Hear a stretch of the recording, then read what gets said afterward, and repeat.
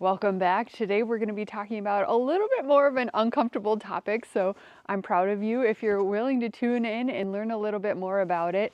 Ryan and I have been raising our meat chickens since 2016, and when we started we were on a major budget. So being the DIYers that we are, we kind of just scrounged around on what we already had laying around to create a fairly functional chicken processing setup. You can easily dump hundreds, if not thousands of dollars on fancy equipment, and while it's nice, some days I dream about having a fancy drum plucker.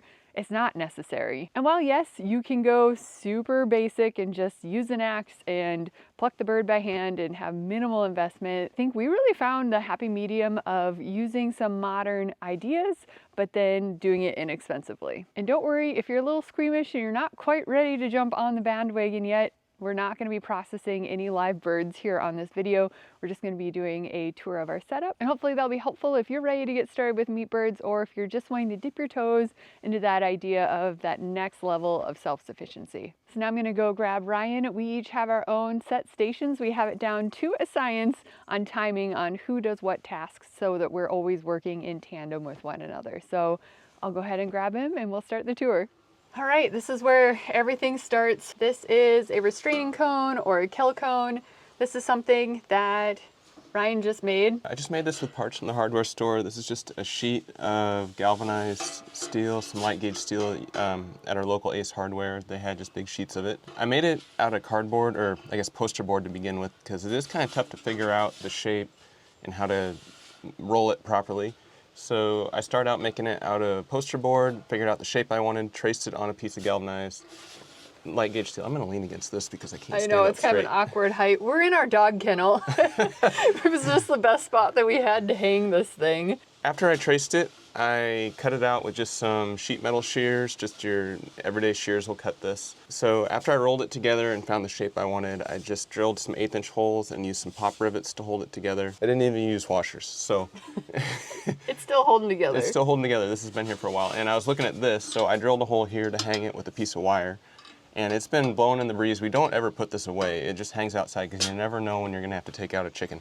It's always available. Yeah, and it's kind of worked its way through. I'm gonna have to pop a new hole here pretty soon. I would say this size is a universal size. We do our roosters, or our layer roosters with the teenagers. And those are pretty small shoulders, and it's really the shoulders that you worry about as they come in here. And then we've also have had some of the very large roosters that didn't fit. They were too broad. So doing this again, probably we should do 2 of them, one for our layer roosters and one for the meat roosters. But this is generally fits 95% of our birds. Yeah. And do you have your tape measure? I do. Give you guys a diameter, top and bottom. Yeah, so the top diameter is 9 inches.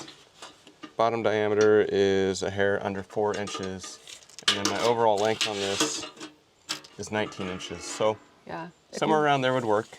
And I know I've seen a lot of people just use traffic cones too, and just kind of chopping it to the right size. So sure, you can use pretty much anything you have laying around. And that's where having a big enough hole at the bottom is important, because you want enough of their head to stick out to where you can access that jugular there for a good clean cut. But you obviously don't want it too big where they're falling out. Yeah, I'd say generally this has been a really good size. I was sitting here thinking, would I have made it a steeper angle? I don't think I would, because they do like to tuck their feet under.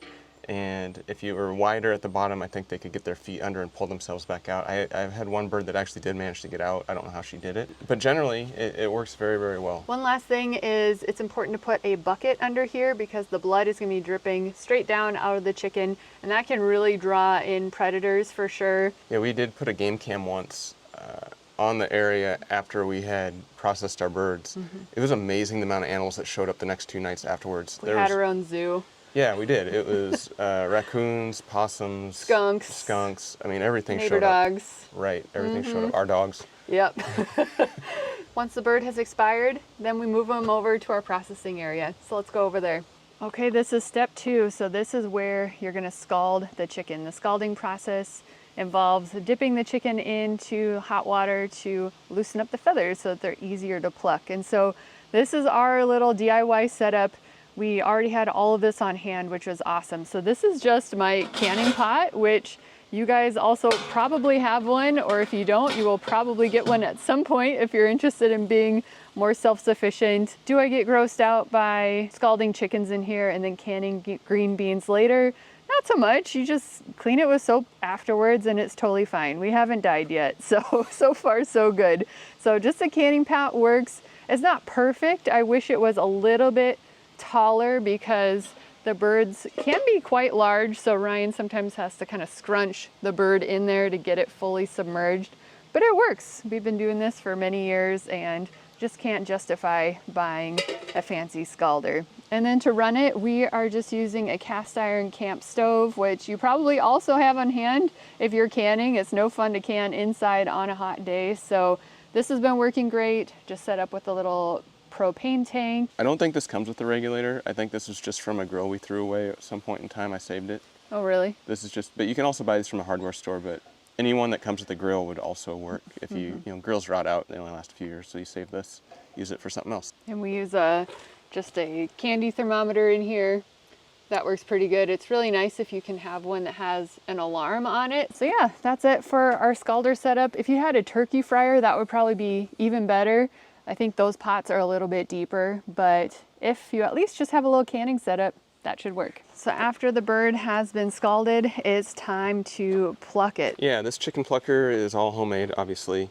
These little fingers, you can actually look up chicken plucker fingers off Amazon. I think even probably your local feed store will have them. Just use a piece of PVC pipe. I believe this is 3-inch. Drilled some holes in it, pulled it through. These are test caps that you can just get for PVC pipe. So glued one of those on either end and ran a piece of all thread through it and then jam nutted it all together so it doesn't come apart.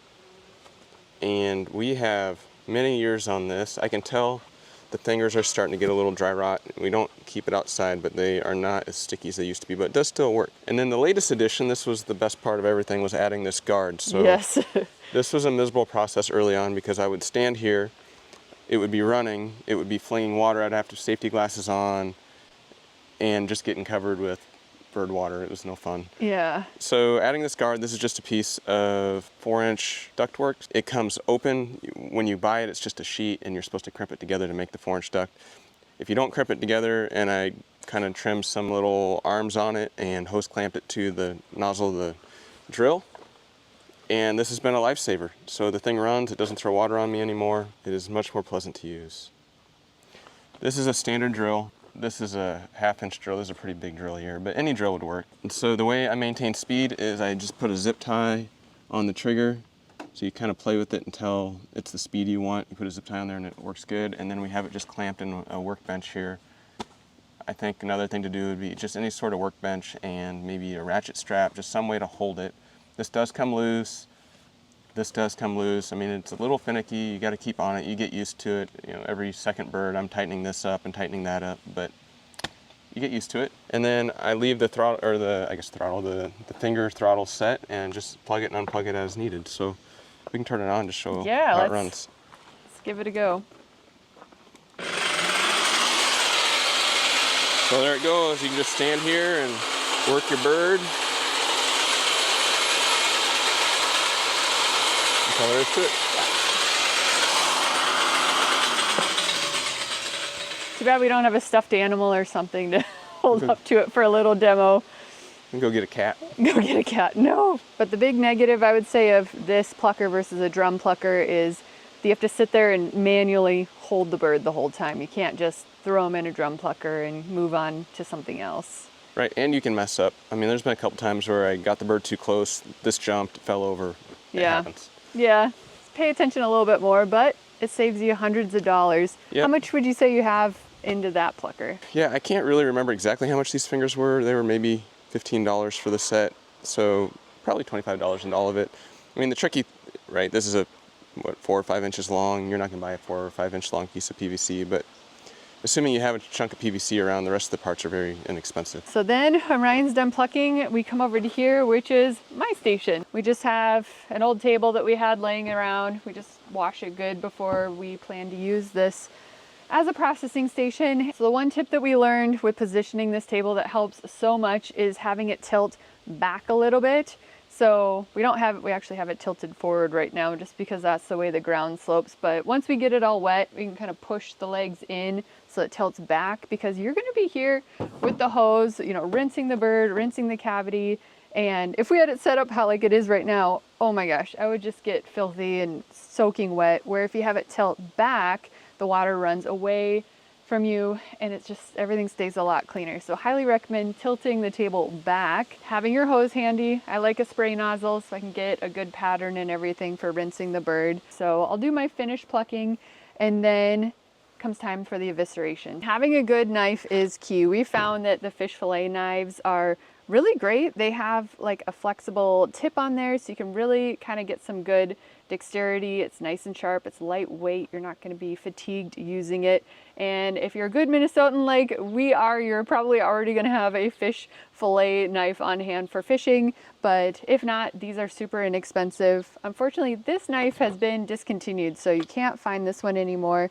But I've since found this one. This is almost just as good. It has actually a little bit more flexibility than this one. We have a couple of these, so Ryan can have one, I can have one. And this is the only knife we use. We don't have a big supply of butchering knives. These work really well. Make sure you have a sharpener around so that you're always working with a sharp knife. Here's my handy salad fork. You guys already probably have one of these laying around. This works great for getting the lungs out.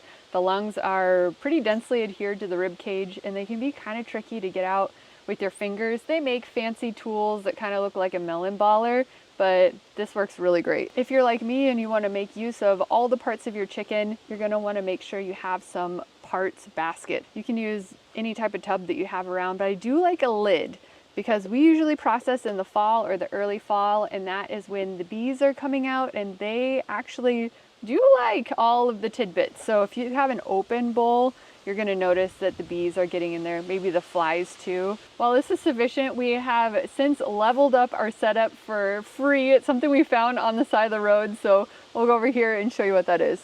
And here it is. This was sitting on the side of the road one day in a pile. Oh, there's a snake. Oh, a snake? Oh my gosh. Hi, little snakey. It's a pretty good sized snake. How you doing? Anyway, this is sitting on the side of the road one day. It said free in a pile of stuff that was for free. And it was just a countertop and a sink. I made a bracket. And what we do is we hang this on the wall of the shop, just outdoors here. And then I put a little fitting on here so we can hook a garden hose up to it. And we hook a garden hose up to the cold line. And we just have a nice little outdoor sink. This is great for cleaning the bird, for finishing pulling the feathers off, having a work area. Yeah, it's so nice to have kind of a sink-like setup. Yeah, and the drain just comes out in the ground. We're not doing anything fancy with it. Nope. But it is super helpful. So if you do a remodel project at home and you have a bathroom sink that's extra, go dumpster diving. So once all of the evisceration is complete, the bird is clean. The next step is doing the singeing. This is completely optional. In some years, I feel like we kind of forget to do that. But the birds tend to have some hairs on them, especially if you're raising the Red Rangers. The Cornish cross don't get quite as hairy, but there's probably still some hairs on there. So this just kind of helps singe it off a little bit so that, I don't know, we're not huge fans of hairy meat, so it's worth the effort in our opinion, but optional. And then next is you cool down the bird. So you probably already have a cooler on hand. This is just the little one that we have. We don't have some massive, big, fancy cooler.